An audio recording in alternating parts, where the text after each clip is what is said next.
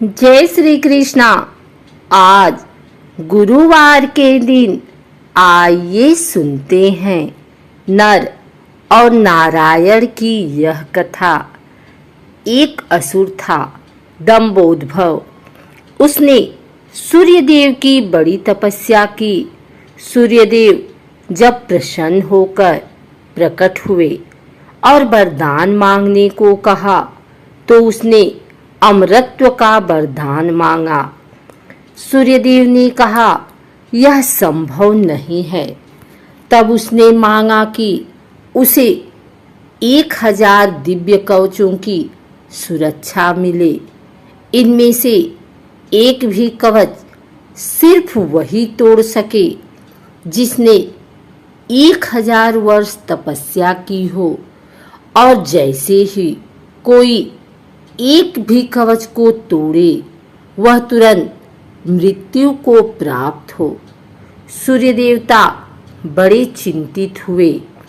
वे इतना तो समझ ही पा रहे थे कि यह असुर इस वरदान का दुरुपयोग करेगा, किंतु उसकी तपस्या के आगे वे मजबूर थे। उन्हें उसे यह वरदान देना ही पड़ा।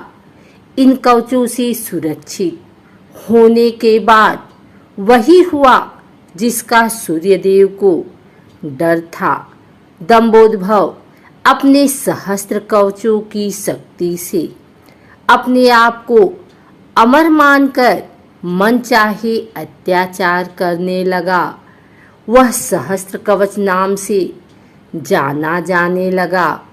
उधर सती जी के पिता दक्ष प्रजापति ने अपनी पुत्री मूर्ति का विवाह ब्रह्मा जी के मानस पुत्र धर्म से किया। मूर्ति ने सहस्त्र कवच के बारे में सुना हुआ था और उन्होंने श्री विष्णु से प्रार्थना की कि इसे खत्म करने के लिए वे आएं। विष्णु जी ने उसे आश्वासन दिया कि वे ऐसा करेंगे। समय क्रम में मूर्ति ने 2 जुड़वा पुत्रों को जन्म दिया, जिनके नाम हुए नर और नारायण। दोनों 2 शरीरों में होते हुए भी एक थे। 2 शरीरों में एक आत्मा। विष्णु जी ने एक साथ 2 शरीरों में नर और नारायण के रूप में अवतरण किया था। दोनों भाई बड़े हुए। एक बार दंभोदभव इस वन पर चढ़ाया। तब उसने एक तेजस्वी मनुष्य को अपनी ओर आते देखा और भय का अनुभव किया। उस व्यक्ति ने कहा कि मैं नर हूँ और तुमसे युद्ध करने आया हूँ। भय होते हुए भी दंभोदभव ने हंसकर कहा, तुम मेरे बारे में जानते ही क्या हो। मेरा कवच सिर्फ वही तोड़ सकता है जिसने 1000 वर्षों तक तप किया हो। नर ने हंसकर कहा कि मैं और मेरा भाई नारायण एक ही हैं। वह मेरे बदले तप कर रहे हैं और मैं उनके बदले युद्ध कर रहा हूँ। युद्ध शुरू हुआ और सहस्त्र कवच को आश्चर्य होता रहा कि सच ही में नारायण के तप से नर की शक्ति बढ़ती चली जा रही थी। जैसे ही 1000 वर्ष का समय पूर्ण हुआ, नर ने सहस्त्र कवच का एक कवच तोड़ दिया, लेकिन सूर्य के वरदान के अनुसार जैसे ही कवच टूटा, नर मृत होकर गिर पड़े। सहस्त्र कवच ने सोचा कि चलो एक कवच गया ही सही, किंतु यह तो मर गया। तभी उसने देखा कि नर उसकी ओर दौड़े आ रहा है और वह चकित हो गया। अभी ही तो उसके सामने नर की मृत्यु हुई थी और अभी ही यही जीवित हो मेरी ओर कैसे दौड़ा आ रहा है। लेकिन फिर उसने देखा कि नर तो मृत पड़े हुए थे।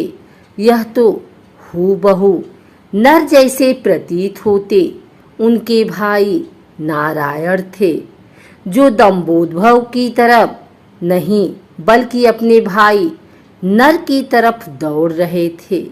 दंभोद्भव ने अट्टहास करते हुए नारायण से कहा कि तुम्हें अपने भाई को समझाना चाहिए था, इसने अपने प्राण व्यर्थ ही गवा दिए। नारायण शांतिपूर्वक मुस्कुराए।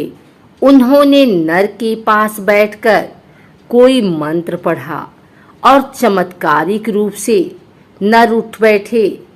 तब दंभोद्भव की समझ में आया कि 1000 वर्ष तक शिव जी की तपस्या करने से नारायण को मृत्युंजय मंत्र की सिद्धि हुई है, जिससे वे अपने भाई को पुनर्जीवित कर सकते हैं।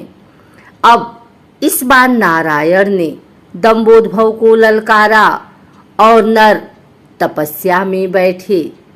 1000 साल के युद्ध और तपस्या के बाद फिर एक कवच टूटा और नारायण की मृत्यु हो गई। फिर नर ने आकर नारायण को पुनर्जीवित कर दिया और यह चक्र फिर चलता रहा। इस तरह 999 बार युद्ध हुआ। एक भाई युद्ध करता, दूसरा तपस्या। हर बार पहले की मृत्यु पर दूसरा उसे पुनर्जीवित कर देता। जब 999 कवच टूट गए तो सहस्त्र कवच समझ गया कि अब मेरी मृत्यु हो जाएगी। तब वह युद्ध त्याग कर सूर्यलोक भागकर सूर्यदेव के शरणागत हुआ।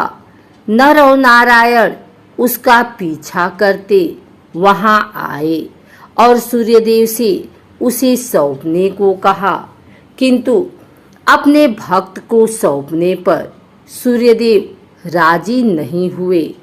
तब नारायण ने अपने कमंडल से जल लेकर सूर्यदेव को श्राप दिया कि आप इस असुर को उसके कर्म फल से बचाने का प्रयास कर रहे हैं, जिसके लिए आप भी इसके पापों के भागीदार हुए और आप भी इसके साथ जन्म लेंगे इसका कर्म फल भोगने के लिए। इसके साथ ही त्रेतायुग समाप्त हुआ और द्वापर का प्रारंभ हुआ। समय बाद कुंती जी ने अपने वरदान को जांचते हुए सूर्यदेव का आवाहन किया और कर्ण का जन्म हुआ। लेकिन यह आमतौर पर ज्ञात नहीं है कि कर्ण सिर्फ सूर्यपुत्र ही नहीं है, बल्कि उसके भीतर सूर्य और दंभोद्भव दोनों हैं। जैसे नर और नारायण में 2 शरीरों में एक आत्मा थी, उसी तरह कर्ण के एक शरीर में 2 आत्माओं का वास है, सूर्य और सहस्त्र कवच। दूसरी ओर नर और नारायण इस बार अर्जुन और कृष्ण के रूप में आए। कर्ण के भीतर जो सूर्य का अंश है वही उसे तेजस्वी वीर बनाता है, जबकि उसके भीतर दंभोद्भव भी होने से उसके कर्मफल उसे अनेकानेक अन्याय और अपमान मिलते हैं और उसे द्रौपदी का अपमान और ऐसे ही अनेक अपकर्म करने को प्रेरित करता है। यदि अर्जुन कर्ण का कवच तोड़ता तो तुरंत ही उसकी मृत्यु हो जाती, इसीलिए इंद्र उससे उसका कवच पहले ही मांग ले गए थे।